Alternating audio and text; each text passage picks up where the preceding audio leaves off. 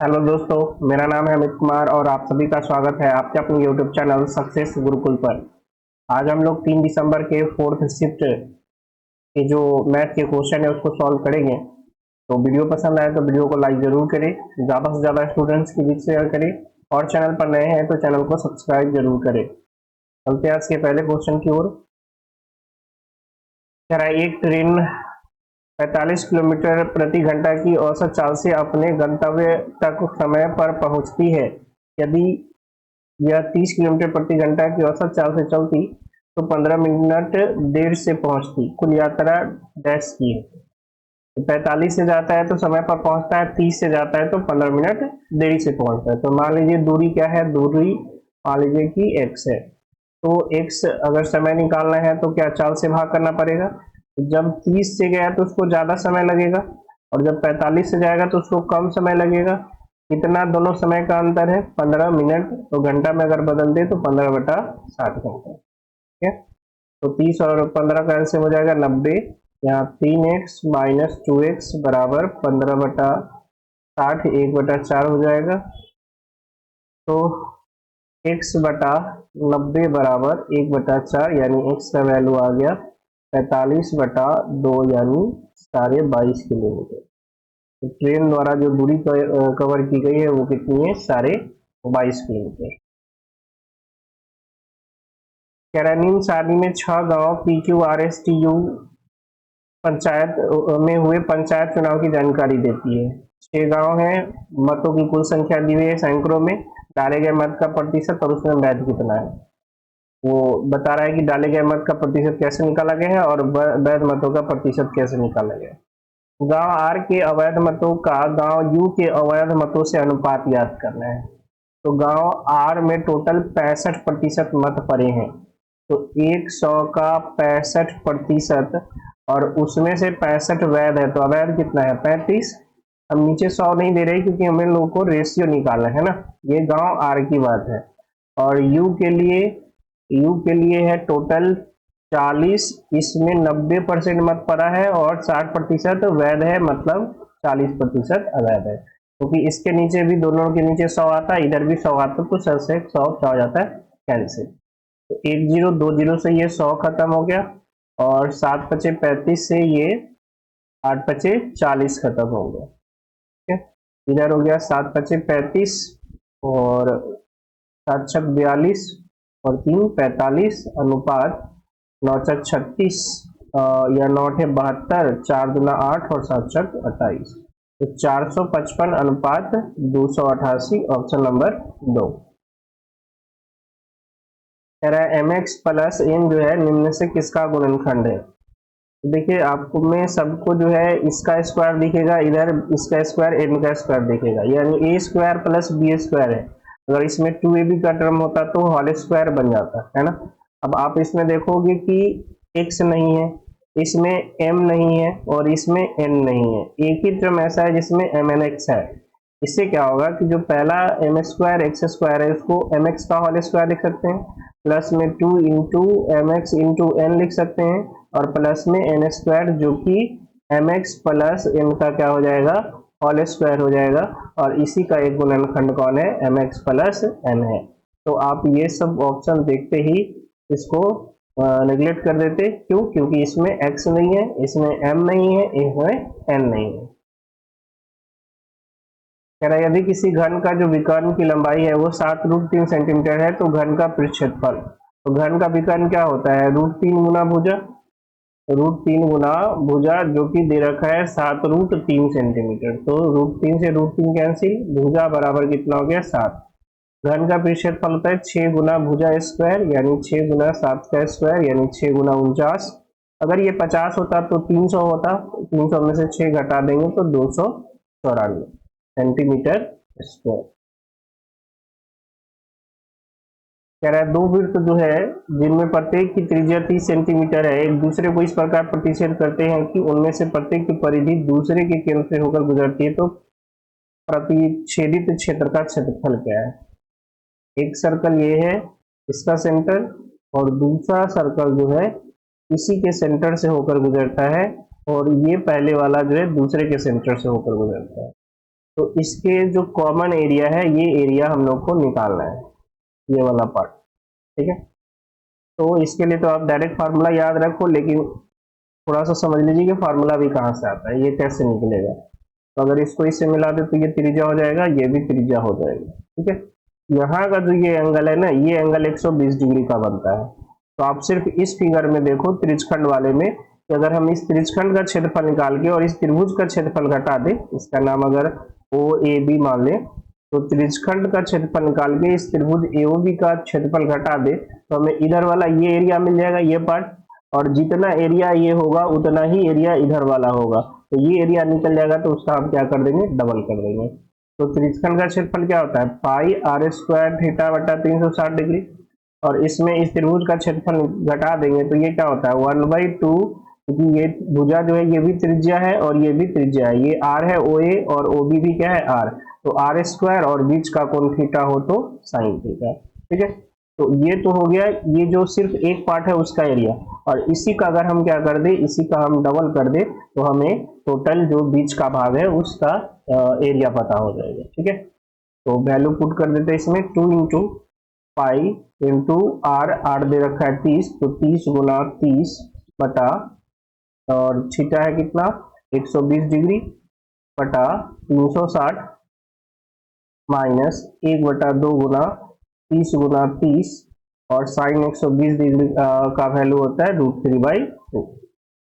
ठीक है, तो 120 से ये कर जाएगा 3 बार में और 3 से ये कर जाएगा 10 बार में, तो 300 और बाहर से 2 गुना कर दे तो 600 पाई, माइनस यहाँ देखिए 2 से 1 2 गुना करेंगे तो कैंसिल हो जाएगा, और 1 2 से ये कैंसिल कर देते हैं 15 बार में, और ये 2 से गुना होगा तो 2 से 2 कैंसिल हो जाएगा, तो 15 तिहाई 45 यानी 450 √3, यानी 600 minus 450 √3 centimetre square, option number 4।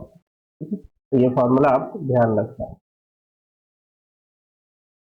1200 metre की दौड़ में बाइक ए बाइक बी को 100 मीटर से हराती है, 600 मीटर की दौड़ में बाइक बी बाइक सी को 100 मीटर से हराती है। यदि बाइक ए 720 मीटर की दौड़ में बाइक सी को 30 सेकंड से हरा देती है तो बाइक सी की चाल की गणना करें। तो ए और बी के जो दूरी तय की गई है इनके द्वारा जो दौड़ा गया है उसका रेशियो निकाल लेते हैं। ये अगर 1200 मीटर दौड़ता है तो 100 से बी को हराता है, यानी तो बी कितना दौड़ेगा 1100, तो 12:11 हो गया, और बी सी को जो है 600 मीटर की दौड़ में 100 से हराता है, तो बी 600 दौड़ता है तो सी 500। ठीक है, बाइक की दौड़ है तो ये 6:5 बराबर कर लेते हैं इसको, बी यहाँ 11 है और बी यहाँ क्या है 6 है, तो इसको 6 से कर लेते हैं और इसको 11 से कर लेते हैं, तो हमें A ratio B ratio C मिल जाएगा 12×72, 11×66 और 11×55, यानी ए अगर 72 मीटर चलता है तो बी 66 मीटर चलेगा और सी 55 मीटर। हमें बताना है कि 720 मीटर की दौड़ में सी को 30 सेकंड से हरा देता है, तो इसको 720 बना देते हैं, 10 से गुना कर देते हैं, तो 720, 660 और 550, कहने का मतलब 720 मीटर की दौड़ में ए 720 मीटर दौड़ता है तो सी 555 मीटर दौड़ता है, यानी कितना से हार जाता है, तो 720 माइनस 550, 550 है ये 555 है, तो यहाँ से 5 और 50 100 170 मीटर से हार जाता है ना, और सेकेंड में कितना से हारता है 30 सेकेंड से, यानी वह सी जो है ये सी हारता है 170 मीटर से, तो 30 सेकेंड में वो 170 मीटर दौड़ सकता था, तो सी की जो स्पीड होगी, सी का जो चाल होगा वो कितना हो जाएगा 170/30 सेकेंड, यानी 17/3 मीटर पर सेकेंड।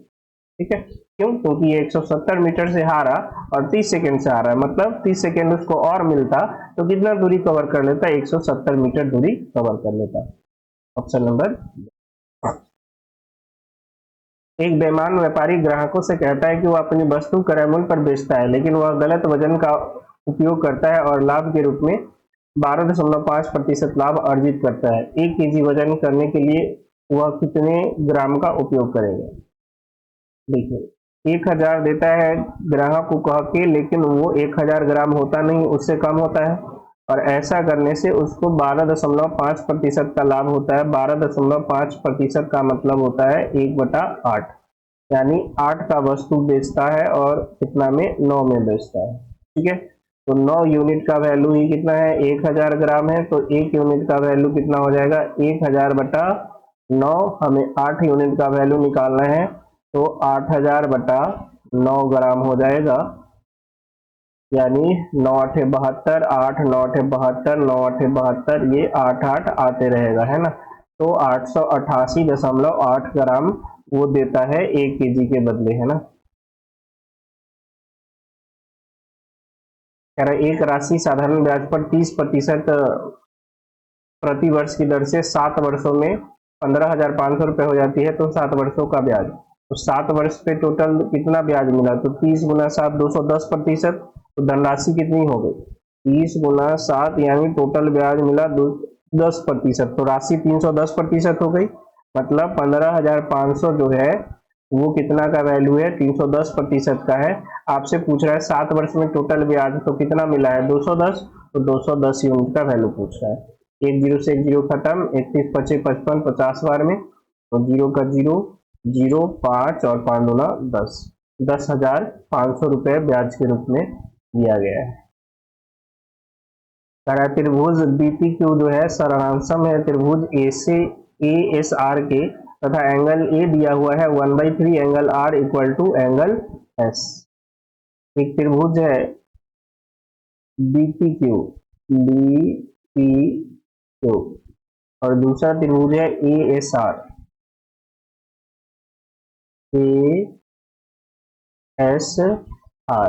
और ये दोनों क्या है, सर्वांशम है, यानी सभी अंगों में समान है। अब इसी त्रिभुज में कह रहा है कि एंगल ए एंगल एस के बराबर है, एंगल ए एंगल एस के बराबर है, और ये एंगल आर का 1/3 है, यानी एंगल आर x 3x है, तो ये दोनों कितना कितना हो जाएगा, x। तो त्रिभुज के तीनों कोनों का योगफल 180 डिग्री, तो 4x बराबर 180 डिग्री, तो यहाँ से x का वैल्यू कितना आ जाएगा, 45 डिग्री। ठीक है, अब ये दोनों सर्वांशम है, तो एंगल ए एंगल बी के बराबर होगा।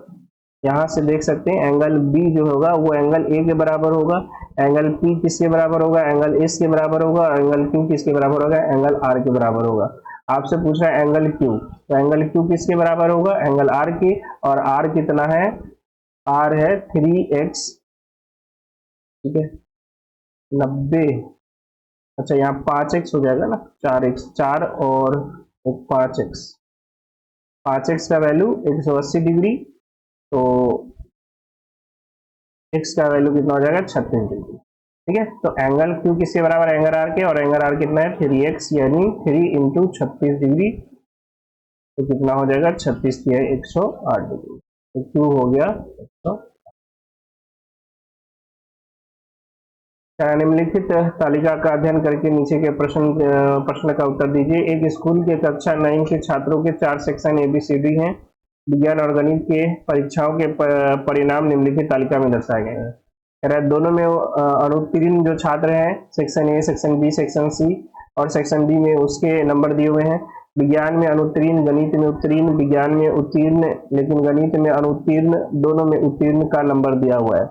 आपसे पूछ रहे विज्ञान में अनुत्तीर्ण होने वाले लेकिन गणित में उत्तीर्ण होने वाले सेक्शन बी और सेक्शन डी के छात्रों की कुल संख्या और दोनों विषयों में उत्तीर्ण होने वाले सेक्शन ए के छात्रों की संख्या का अनुपात। तो बी और डी में विज्ञान में अनुत्तीर्ण और गणित में उत्तीर्ण, तो बी में है 12 और डी में है 15, तो टोटल 27 हो गए। और ए में वैसे छात्र जो दोनों में उत्तीर्ण हो, यानी 63, तो 27 अनुपात 63, 9 से कट जाएगा, 9 3 27 और 9 7 63। इसका आंसर 3:7 होना चाहिए, जो कि कोई भी ऑप्शन नहीं है। SSC इसका आंसर 3:9 दिया हुआ था, जो कि सरासर गलत है। इसका आंसर 3:7 होगा। यदि x plus Y plus Z बराबर 0 है, तो x square by Y Z plus Y square by X Z plus Z square by X Y. तो इसका अगर नीचे का एलसीएम ले ले तो एक्स वाई जेड हो जाएगा। यहाँ वाई जेड से भाग करेंगे एक्स बचेगा तो एक्स क्यू, एक्स जेड से भाग करेंगे तो ये वाई क्यू, और एक्स वाई से भाग करेंगे तो ये जेड क्यू। और आपको पता होगा कि अगर x plus Y plus Z 0 होता है तो X cube plus Y cube plus Z cube का वैल्यू 3xyz होता है, बटा में xyz, तो xyz से xyz कैंसिल, आंसर आ जाएगा 3। एक वृत्त के त्रिज्यखंड का क्षेत्रफल दिया हुआ है तथा इसका केंद्रीय कोण दिया हुआ है, वृत्त की त्रिज्या क्या होगी। क्षेत्रफल का फार्मूला होता है त्रिज्यखंड का पाई स्क्वायर थीटा बटा 360 डिग्री, और यही दे रखा है कितना 308। तो पाई का वैल्यू 22/7 इंटू आर स्क्वायर पता नहीं है, थीटा है 45 डिग्री बटा 360 डिग्री इक्वल टू 308। तो 45 से ये कट जाएगा 8 बार में, और 22 से ये कट जाएगा, 22 से कम 22 और 22 चौक 84, 22 चौक 88।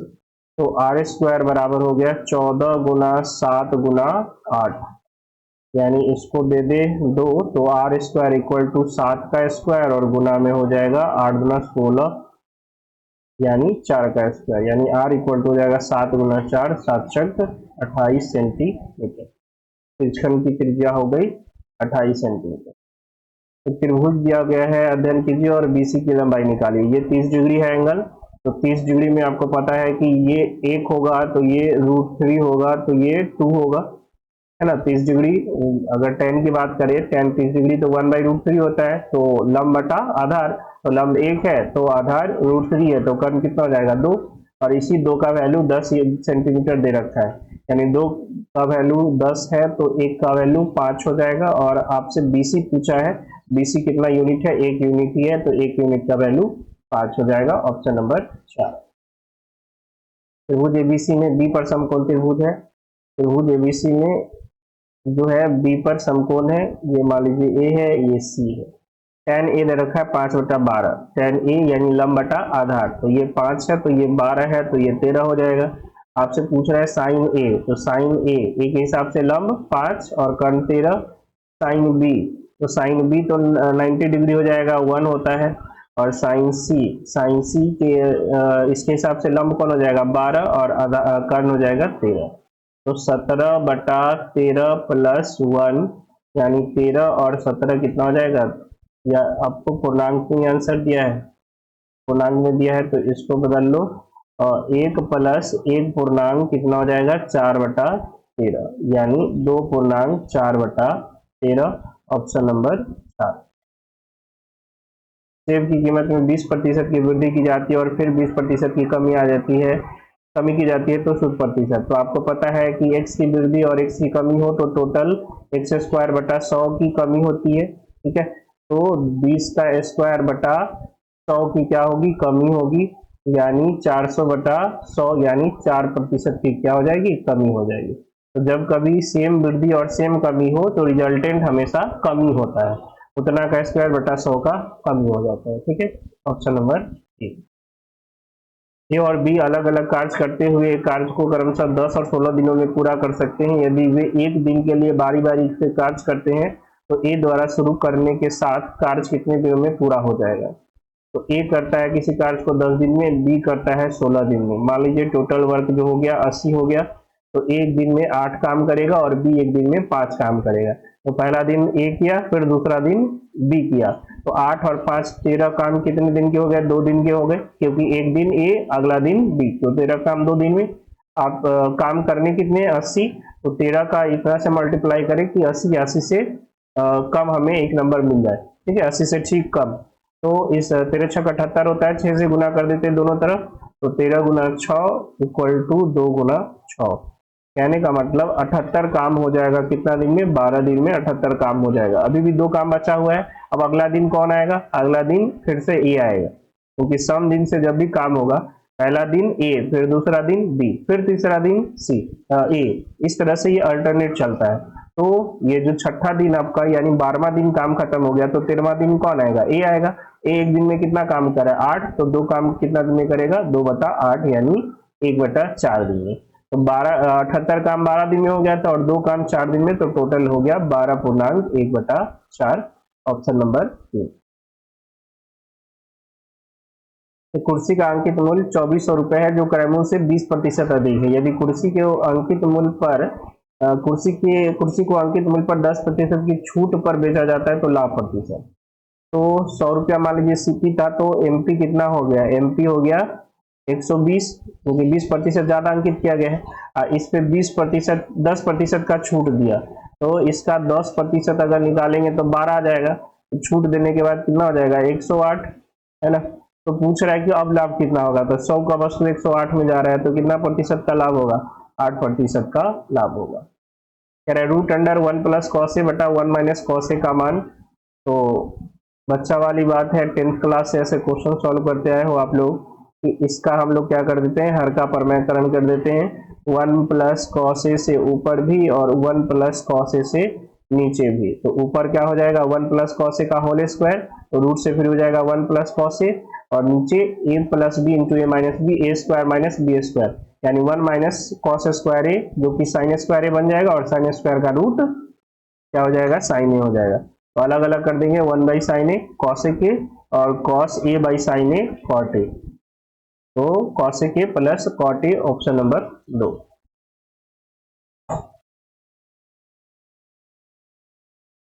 दी गई तालिका का अध्ययन करें और नीचे दिए गए प्रश्नों के उत्तर दें। तालिका में विभिन्न विषयों के 7 छात्रों के द्वारा प्राप्त अंकों के प्रतिशत को दर्शाता है। याद रखिएगा, ये अंक नहीं है, अंक का प्रतिशत है। पूछ रहा है आपसे, कितने छात्रों ने एक से अधिक विषयों में अधिकतम प्रतिशत अंक प्राप्त किए।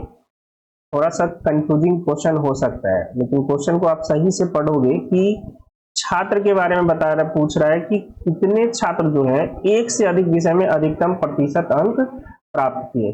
तो आप देख लो कि इस वाले में जो है हिंदी में सबसे मैक्सिमम परसेंटेज कितना है, हिंदी में सबसे मैक्सिमम परसेंटेज 89%, ठीक है। उसके बाद अंग्रेजी में आप देखोगे, अंग्रेजी में सबसे ज्यादा 92%। उसके बाद गणित में आप देखोगे सबसे ज्यादा 96% है। उसके बाद भौतिकी में सबसे ज्यादा आपका 88%। फिर रसायन विज्ञान में सबसे ज्यादा आपका 94% है। फिर जीव विज्ञान में सबसे ज्यादा आपका, जीव विज्ञान में सबसे ज्यादा 88% है, और आईटी सेक्टर में सबसे ज्यादा 98% है। तो यही पूछ रहा है कि कितने छात्र एक से ज्यादा विषय में मैक्सिमम लाए। तो आप अमित को देखो, जो पहला नंबर है वो 2 में मैक्सिमम लेकर आ रहा है ना, एक भौतिकी में और एक आईटी में, तो एक स्टूडेंट ये होगा।